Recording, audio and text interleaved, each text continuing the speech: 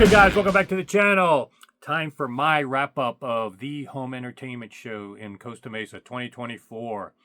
Now, I've already done a couple of wrap-ups, mini wrap-ups, but those entailed my members giving their impressions after the one day, and also Steve McCormick and Rick Brown giving their wisdom and impressions from what they saw when they came that day. And I agree with all of the ones mentioned there. So consider those part of my best of wrap up. And I'm not going to regurgitate those same rooms, but Songer, Prana Fidelity, all Monacoustics, all the ones mentioned there were definitely tops and worthy of mention. What I wanted to do in this video is talk about a few rooms that were unique to me in terms of standing out, because I go to a lot of shows, things that stood out to me that I will always remember about this show and why. I think knowing why these stood out is also just as important than just audiophile jargon. So I'll talk about those in a minute, and if you just want to jump ahead for that, I'll put chapters. But another thing I want to do is tell you there's two other videos coming out of this thing that made this show unique.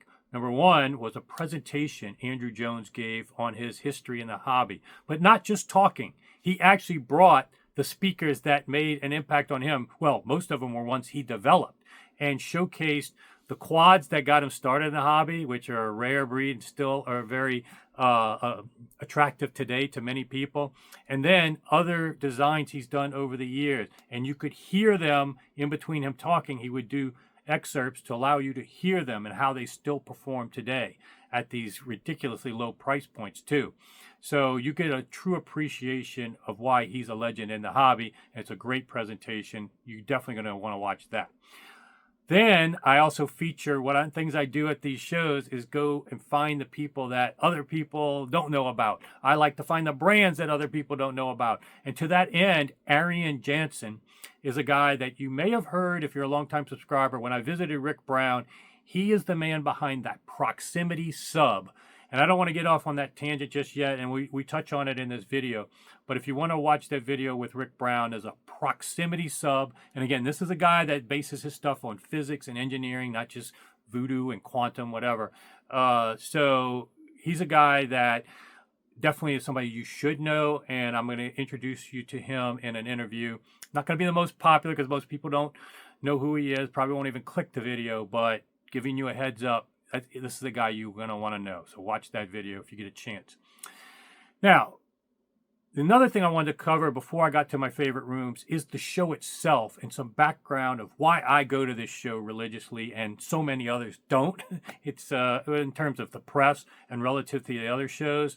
I wanted to share a little bit about that because this show is very instrumental for me in a variety of ways. Yes, I do go to the show because it's in Southern Cal. I like going to West Hollywood after, seeing Steve and Rick and all of my members. That's part of the equation, of course. But this show has a lot of sentimental favoritism for me because it was one of the first shows I went into 20, 30 years ago because it was at the same time as CES in Vegas. And they put on a huge show back in the day at that time, and it was a lot of fun. And it was more amenable to myself as a hobbyist than CES, which was more for business. And so this show was so much fun back in the day and huge and instrumental in my development and learning about audio. And then as CES kind of died down for high-end audio, this show transitioned to Orange County, Newport. And man, that was a super fun show. Next to Rocky Mountain, it was probably the two preeminent shows for many years. It was so much fun in Southern Cal. They also migrated, food trucks, live music. They really brought fancy cars. It was such a fun show in Southern Cal and a big show. Then there was some drama with the Los Angeles Audio Society. The head guy died, unfortunately, and so it had to weather a storm for a period of there. And even a crazy girl that was in charge, and she just threw up her arms and quit at the last minute, screwed everybody, screwed me who had travel plans to go there. I think even Michael Fremer wrote a scathing article about her in Stereophile at one point. But that's a subject for another day. But just to give you some background, that they did redeem themselves despite all that. They're still going on today, and they deserve credit for that. And in particular, they were the first show post-COVID to successfully put on a show. A lot of people were promising, trying to do it. None of them actually did it. And in fact, Rocky Mountain Audio Fest, which was the biggest show at the time, said they were going to do it, promised they were doing it. They were going to do it after the home entertainment show already did one successfully, and then they ended up failing. Now, a lot of people will blame a particular member of Stereophile and a post that he made and subsequently has deleted. So, but that's a subject for another day, my membership section, if you want to learn more about that. But what I bring that up for is that a big show was sabotaged and couldn't make it, but this show still was able to do it before anybody else post-COVID, and they deserve a lot of credit for that. And one reason why I will get up at 3 a.m. like I did and fly all the way over there to cover this show, because for that reason, and also this was the first show I covered as part of my channel once I had a YouTube channel, and it was formative for me to kind of decide how I was going to create a unique style of coverage. Well, it's not so unique now. A lot of people have adopted the same style, but going into every room, quasi real-time, streaming it, uploading it, doing wrap-ups at the end of the day in my hotel room. This was part of the equation that all got formed from attending that first show post-COVID. And I was one of the few members of the press there back at that time. Now it's much more plentiful. But this show still hasn't got back on track fully because for whatever reason, it's just maybe at a bad time of year. A lot of people were on vacation this time of year. It's June. I know I barely could make it because of my daughter graduating. They really need to relook at what time of year they do it and the fatigue of all the shows up to this point. And some other constructive feedback I will give to the show in general and all shows in general is they have to do a better job with the press and courting the press. I know that some manufacturers here emailed me directly and said, hey, we didn't even get a press list. Who's going to be there? Are you going to be there? Come see us. They should not have to ask for a press list or not know what press is there. And these shows need to be reaching out to quality members of the press and making sure they get there and taking care of them because it's very hard to justify for these companies all that cost for just 3 days of light traffic. You can't make a good return on your money from that. But what they can do is if they've got a video on my channel that lives forever, and I'll go into every room and showcase all these brands at least have something to hang their hat on to say, yes, we got some value that lives forever, not just that 3 days of light attendance. And so the press is very important. Some press, they used it as an opportunity to shake down these guys even more. Maybe those don't need to be courted. But in general, there's a lot of good members of the press. They need to be courted as part of these shows and taken care of to make sure that it's a high yield return for these companies and it's a win-win for everybody. But that's just a little bit of my soapbox. And I know a lot of companies told me that this show, even though the attendance, I think they said it's higher, they weren't getting much of a return of the vendors in the vendor area that they thought they were going to get. So something needs to be done. Changes need to be made. They're quality people running the show. They've navigated several challenges in the past. Hopefully they can navigate and continue going on forward. But that's taking care of that end of it. I thought some of you guys would appreciate that feedback and inside scoop. But in terms of rooms, there are a few rooms I want to call out for exceptional performance and talk to you a little bit about how my evolution in judging rooms has changed a little bit. Now that I have the BOC and really understand the relation to room measurements and jargon that people talk about, at least that I talk about, I look for certain things in speakers and rooms that maybe not have been the same in the past. What I mainly look for is a few things. Let me get this out the way. I look for full range performance. If you're not giving me full range performance, I know it's not going to trigger me in terms of a level of realism that I look for. With that full range, I need to have it potential for high dynamic, contrast, and full dynamics. When I do want to play it loud, when I want to play certain types of material, whether it's rap, EDM, or whatever, classical music, I want to feel like it's real life volume without compression. And another third trait along those same lines is low distortion. With the Bach, I can correct time domain. I can correct frequency response. I can't correct distortion in the drivers. So if you don't have drivers that can give me full range, if you don't have low distortion, those are two things I can't correct, even with the room and stuff. So those are three things for sure. Then also on top of that, I look for the presentation of the speaker. Is it a point source versus a line source? The point source array versus just a normal box speaker with bass drivers on the bottom. Does it have different types of open baffle versus sealed box and all kinds of other variables in designs that present the music different?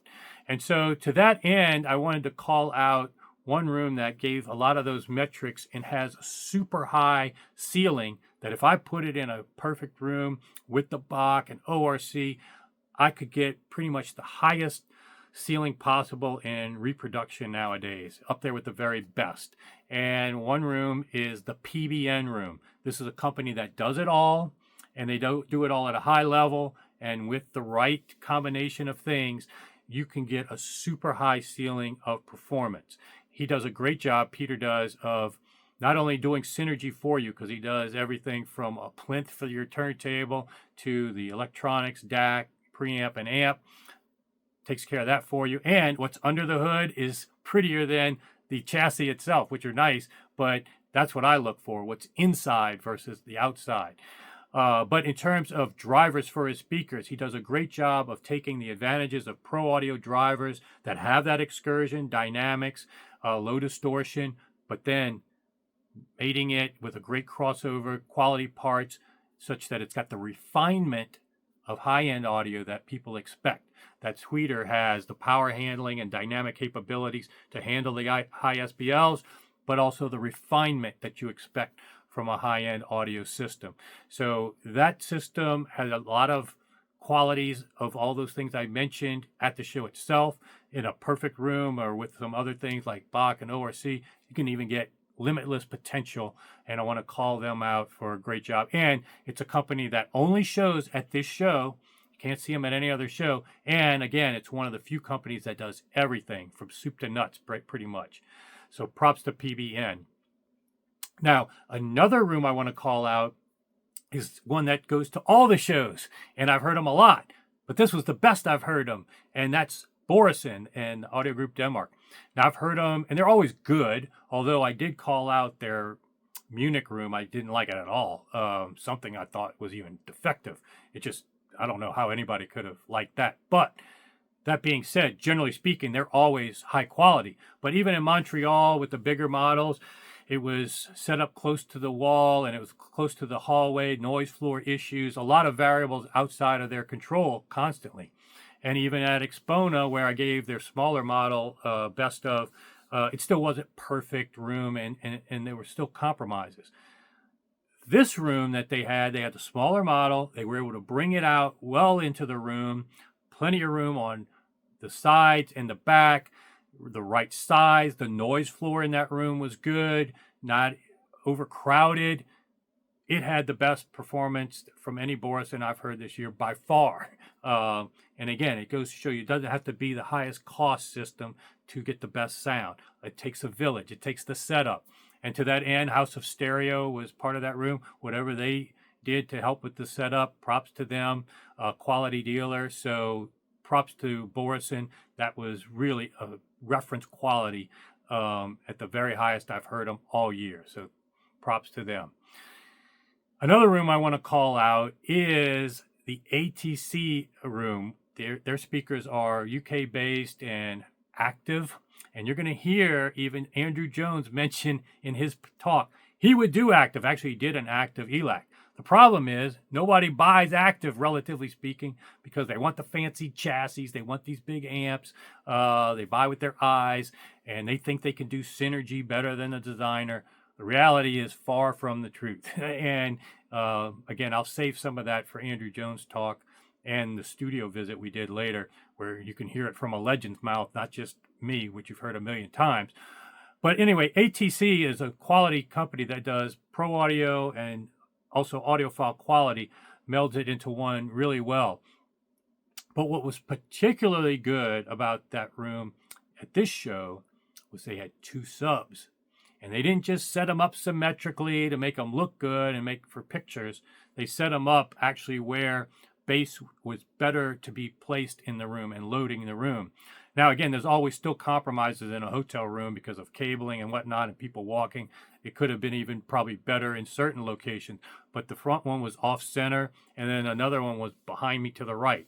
It was done for what was best for bass propagation in the room. And really, I negate even evaluating bass in almost all shows because none of it sounds good to me, certainly relative to what I get here, because you just can't in these rooms unless you're going to use DSP and use subs or some kind of mechanism of EQ and lots of room treatments to get it right. You're not going to get anywhere near high quality bass in any of those rooms, from conference rooms to hotel rooms. But what stood out to me when I went in that room is that, whoa, this is much better. It's full range, number one, which I wasn't getting in all the rooms. But number two, dynamic and much more balanced.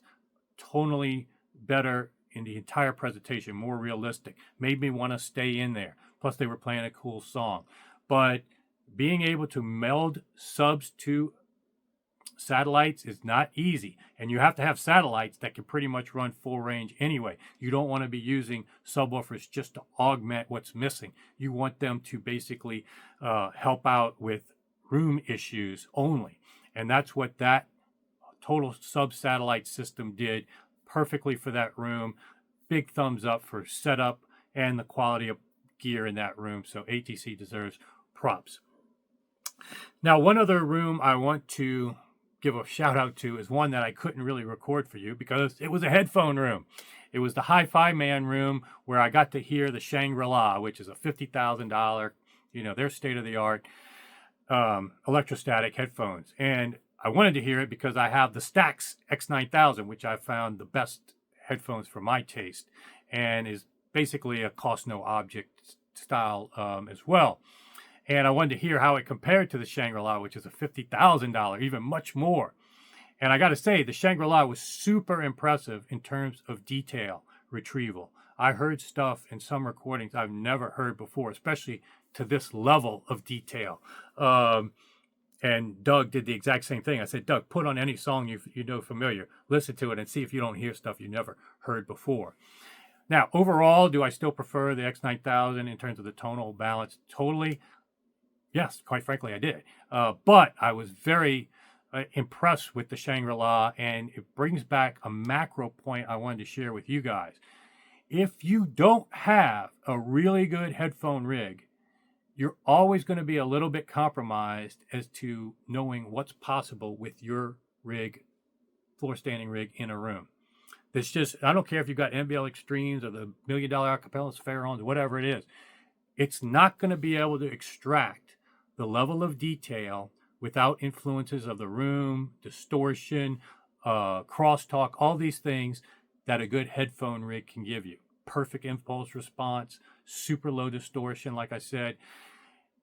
And the fact that headphones do have the negative of not giving you that visceral bass and exciting you in that respect, but that often can color and disguise certain details in the music from your floor standing rig. So if you really want to hear what's on a recording and what's possible and what probably the artist heard and played and what the mastering engineer did, you're going to need a headphone rig as your reference for certain metrics.